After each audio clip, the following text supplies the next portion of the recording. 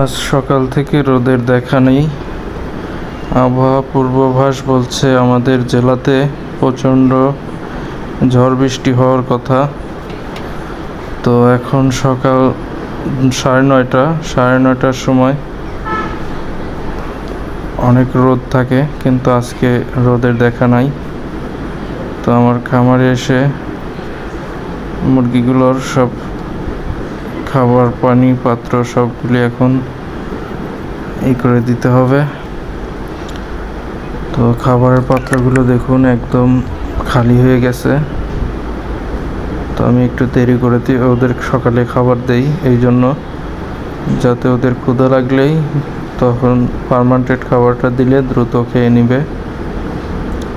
তো পানির পাত্রগুলো প্রায় পানি শূন্য হয়ে গেছে। এই যে আমার খাবার নিয়ে এসেছি অলরেডি। তো দেখা যাক, খাবার এখনই দিয়ে দেবো।